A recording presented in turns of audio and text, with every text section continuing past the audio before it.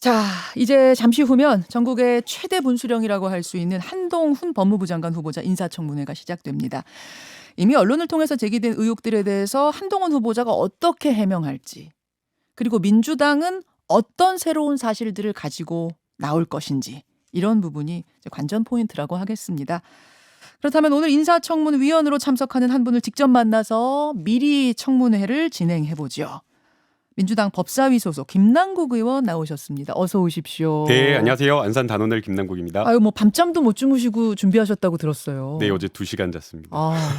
의원들끼리도 청문위원들끼리도 만나서 회의도 좀 하고 그러셨어요. 네, 줌회의도 했고요. 저희가 여러 가지 이제 청문과 관련되어서 어떤 사안을 질의할지, 그리고 증인에 대해서는 무엇을 물을지 예. 여러 차례 좀 회의를 했습니다. 자, 인사청문회 이야기를 오늘 할 텐데 그거 전에 잠깐만 좀 먼저 짚어봤으면 하는 게 이재명 고문 얘기입니다.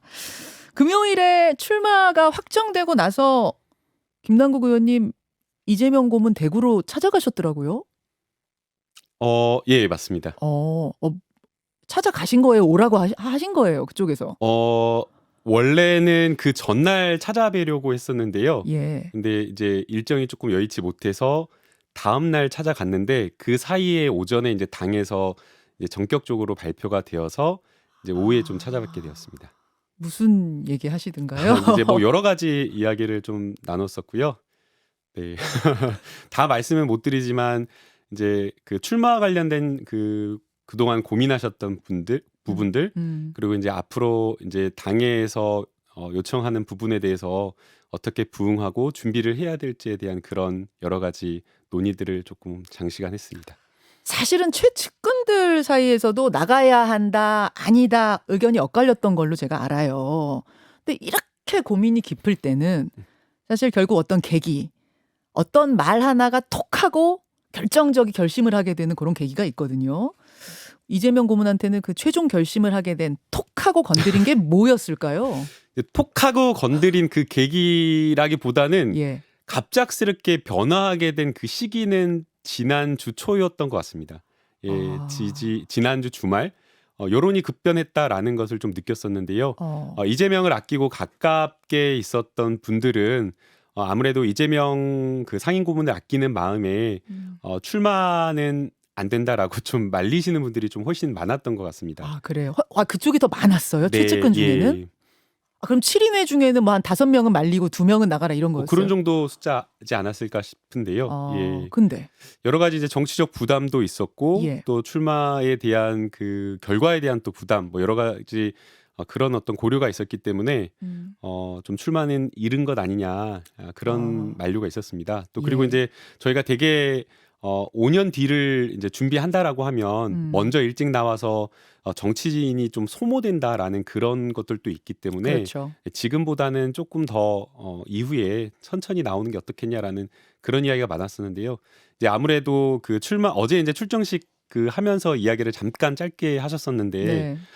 2달 전에 정말 많은 국민들의 사랑을 받고 또 당의 모든 자원과 사람들의 도움을 받아서 선거를 치렀는데 당이 어려울 때 도와달라고 이렇게 하는데 그 어려움을 좀 외면하기는 어렵다. 예, 그래서 인천 선거도 치러야 되고 또 전체 선거에 또 모멘텀이 지금 부족한 상황에서 지지자들을 결집하고 선거의 어떤 선봉장으로서 좀 역할을 해야 된다라는 그 절박한 마음에 60일 만에 나온 것 같습니다. 자신의 지역구 당선을 뛰어넘어서 당의 승리. 목표는 과반 승리 이끄는 것이다. 그거 맞아요? 네, 그렇게 말씀을 어제 하셨더라고요. 예, 17개 광역단체장 중에 그럼 한 9개 정도 승리면은 뭐 결실을 맺었다, 성공했다 이렇게 보는 겁니까? 네, 그 정도 수준으로 이렇게 이야기를 한 것 같습니다. 네. 그걸 위해서 그러니까 내가 선당후사 느낌으로 나오는 것이다. 네. 그런 말씀. 근데 뭐 안철수 위원장도 지적하고 이준석 대표도 지적을 했던데 이거는 전혀 연고가 없는 곳에 이렇게 나오는 거 명분도 없고 방탄용 아니냐 이런 지적이거든요. 이제 뭐 방탄용이라는 그런 지적 이제 비판을 하고 있는데요. 이제 법률적인 부분에 대한 지금 문제 제기는 사실은 어떻게 보면 선거 치르는 과정에서 정치 공세가 섞인 부분이 상당히 많습니다. 당장에 지금 경찰에서 압수수색을 했다라고 하는 국고손실죄 5억 5천을 이렇게 했는데 네, 법카 얘기죠. 예, 법카 이야기인데 실제 경기도지사 시절에 썼던 법카 한 100여만 원 그 정도를 가지고 성남시장 시절에 썼던 그 공무원의 월급까지를 다 포함해 가지고 했기 어. 때문에 정치 공세 성격의 그러한 어떤 고소 고발이 많았기 때문에 이게 뭐 방탄용이다라고 하는 것 자체가 좀 어불성설이지 않나. 근데 뭐 대장동이라든지 성남 FC 뭐 관련된 것들 이런 수사들이 계속 이어질 수도 있다는 얘기들이 계속 나오잖아요. 네, 뭐 그건 법률적으로 풀어가야 될 문제라고 보이고요. 그걸 위해서 뭐 선거 뭐 국회의원 배지가 있다라고 해서 뭐 이게 방탄용이다라고 말하기는 좀 어렵지 않나 생각이 듭니다. 국민의힘은 상대 후보 찾는데 굉장히 지금 이제 고심하고 있는 것 같아요. 윤희숙 전 의원 이름이 가장 많이 오르내리고 우선 어떻게 보세요, 윤희숙 전 의원은? 윤희숙 전 의원 약간 너무 이렇게 그 상대 후보나 다른 어떤 상대당에 약간 말꼬리를 잡아서 물어뜯는 그런 어떤 힐난하는 말만을 했지 정치인으로서 과연 어떤 성과를 내거나 온당한 어떤 비판을 했는지 그 부분은 조금 의문이어서 과연 이제 지금 이렇게 언론에서 많이 오르락 내리락 하는 것만큼의 정치인으로서 내실 있는 그런 어떤 실속 있는 정치인일까 그런 부분은 의문인 것 같습니다. 그럼 나오면 땡큐입니까? 나오면 땡큐 뭐 이렇게 말하기에는 환영? 좀 어렵고요. 꺼릴 이유는 없다. 항상 그 이재명 후보는 그 최선을 다해서 절박하게 절실하게 뛰는 그런 어떤 후보이기 때문에 상대가 누구인 것 간에 그와 상관없이 겸손한 자세로 뛸 것 같습니다. 아니면 어제 뉴스 보셨겠지만 네. 김부선 씨 이름이 잠깐 나왔었어요. 그거는 아마 국민의힘에서 고려치 않고 있지 않을까 생각이 드는데요. 네, 정치가 그렇게 희화해서는 안 된다라고 생각이 됩니다. 알겠습니다. 이준석 대표가 바로 이제 선을 그었더라고요. 그렇게는 아닐 것이다. 알겠습니다. 김남국 의원 오늘 사실은 인사청문회 얘기를 좀 해봐야 되는데요. 한동훈 후보자 인사청문회. 지금 민주당이 가장 집중적으로 들여다보고 있는 의혹은 뭔가요? 뭐 여러 가지 의혹이 있는데요. 의혹에 대해서 먼저 이야기를 하기 전에 이제는 거짓말에 대해서 한동훈 후보가 사과를 해야 된 것 아닌가라는 생각이 듭니다. 거짓말이요? 어떤 네. 거짓말입니까? 그 처음에 여러 가지 이제 의혹 제기가 되었을 때 한동훈 후보의 딸이 논문과 전자책 발간한 거에 대해서 이게 대필 의혹이 있다라는 문제 제기가 있었거든요. 사실은 고등학교 1학년 학생의 수준에서 작성되기가 어려운 것인데 이거를 문제 제기한 보도에 대해서 고소고발하고 아니다라고 해명을 하면서 이게 마치 고등학생이 할 수 없는 것처럼 표현한 것 자체가 의도적으로 프레임 씌운 것이다. 왜곡이고 가장이다. 허위사실이다.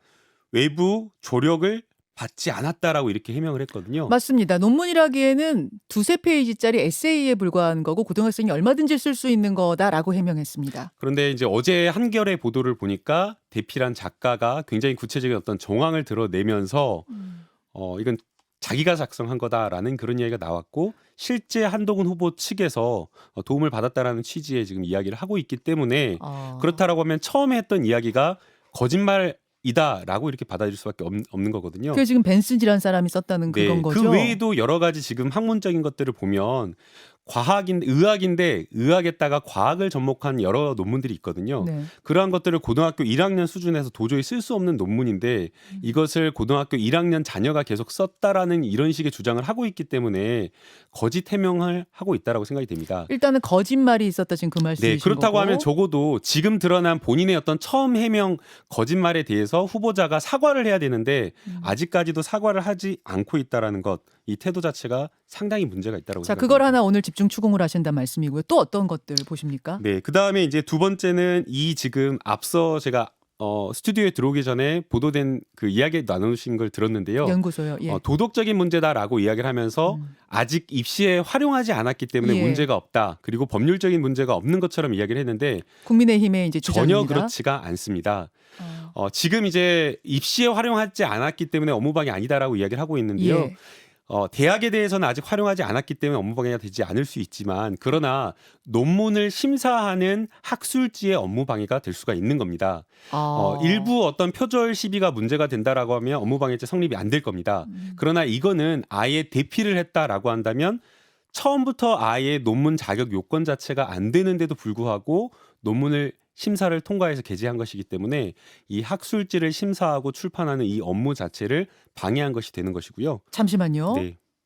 그러니까 주말 사이에 지금 벤슨이라는 사람이 등장하면서 그게 이제 논문이냐 에세이냐 양쪽 주장은 엇갈리지만 어쨌든 그 저널에 실린 그 글을 누가 대필해 준 게 확인되는 순간 그 학술지에 대한 그 저널에 대한 업무방해죄가 되기 때문에 법적 차원이 돼버린다 그 말씀이에요. 네, 충분히 검토될 수가 있는 거고요. 실제 그 판례가 있습니다.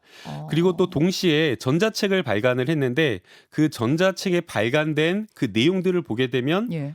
저작권 문제가 불거져 있습니다. 그러니까 아마존 어떤 뭐 아마존 툴에 넣고 그냥 그 자료들 올린 거지 그게 뭐 대단한 출판사에서 출판한 건 아니다 이런 해명이거든요. 저희가 이제 뭐 복사 그냥 이제 친구들끼리 그냥 공부하려고 복사를 한다거나 아니면 선생님 강의한 거 나중에 복습하려고 이렇게 녹음해가지고 이제 듣는 그런 경우가 있는데 예. 그게 아니라 영리 목적으로 판매할 목적으로 2차 저작물을 생산했다라고 한다면 이것은 명백히 저작권법 위반이 되게 됩니다. 그러니까 그게 전자책이냐 종이책이냐 상관없이 판매 목적으로 거기에 올렸으면 그때부터는 이게 대상이 되는 건데 네. 법적 검토에. 네, 그래서 근데 저작권법 거기에 지금 뭔가 다 인용하고 표절했다는 얘기예요. 네, 그렇기 때문에 저작권법 위반이 되는 거고요. 또 더 나아가서 표절률은 얼마나 되는지 확인해 보셨습니까? 지금 이제 전자책이 지금 내려져서 표절률이 전부 다 확인을 할 수는 없었지만 지금 상당 부분 그대로 베꼈다라고 이야기를 하고 있기 때문에 그래요? 문제가 심각한 수준이라고 평가를 해야 될 것이고요. 또 더 나아가서 그 전자책을 구매한 사람이 있다라고 한다면 구매를 한 사람들은 고등학교 이 저자가 쓴 것이다라는 것을 믿고 책을 샀을 거 아니겠습니까? 그런데 실제로 보니까 고등학교 학생이 쓴 게 아니고 전혀 다른 사람이 쓴 거다라고 한다면 이것도 역시나 일종의 기망이 되어서 사기죄를 성립될 수도 있기 때문에 여러 가지 법적 문제가 되는 거고요. 동시에 별도로 그러한 어떤 책을 팔았다라고 한다면 아마존에 대해서도 업무방해죄가 별도로 성립될 수가 있습니다. 법적인 차원으로 주말 사이에 지금 넘어가고 있다라는 그 부분 오늘 지적하신다는 얘기고 안 나온 이야기 중에 뭐 제보가 굉장히 많이 들어온다고 금요일에 전재수 의원이 출연해서 그러시더라고요. 새로운 의혹이 오늘 새롭게 제기가 되는 게 있습니까? 이제 새로운 의혹은 청문회에서 들으셔야 될 것 같은데요. 물론 그렇죠. 오늘 작가님께서 새로운 의혹은 말씀하지 마세요 이렇게 적어주셨는데. 아니 말씀하세요였을 겁니다. 말씀하세요인가요? 좀 알려주십사. 왜냐하면 그 부분이 뭔가가 있다면 좀 주의 깊게 더 들으실 수 있을 것 같아서요. 뭐 새로운 내용이라기보다는 새로운 각도에서 법률적 문제를 지적한 것이라고 보입니다. 아마 일주일 전쯤에 그 한동훈 법무부 장관 후보자가 사법연수원생 시절에 어머니로부터 24평 아파트를 물려받았다. 증여받은 아파트가 있다라는 식의 이제 보도가 되었었는데요. 그 증여받은 아파트가 딱지거래 형식의 그런 방법으로 편법으로 이렇게 거래를 통해서 이제 아파트를 소유하게 된 것 아니냐라는 또 문제 제기가 새롭게 보도가 되었습니다. 그 신반본 청구 아파트 딱지 거래에 의한 것이다. 예. 근데 여기 대해서 한 후보자는 젊은 시절에 모은 돈 뭐 이런 거 다 저축한 돈 모아서 제대로 돈 냈다 이렇게 그러니까 돈의 문제가 아니고요. 조합원 아파트를 이제 구매를 할 때에 이 자격이라고 하는 이 입주권 자격이라고 하는 것이 있는데 그것을 이제 편법을 통해서 근저당권 설정이라고 하는 방법을 통해서 구매를 했기 때문에 사실상 이 소유권을 이전하는 과정에 불법성과 편법이 있다라는 겁니다. 증여세 냈냐 안 냈냐 그 문제는 문제가 별도인 아니고 겁니다. 네. 이 아파트를 취득하는 과정 절차에서 문제가 있다는 그 부분 오늘 새롭게 문제 제기. 또 있.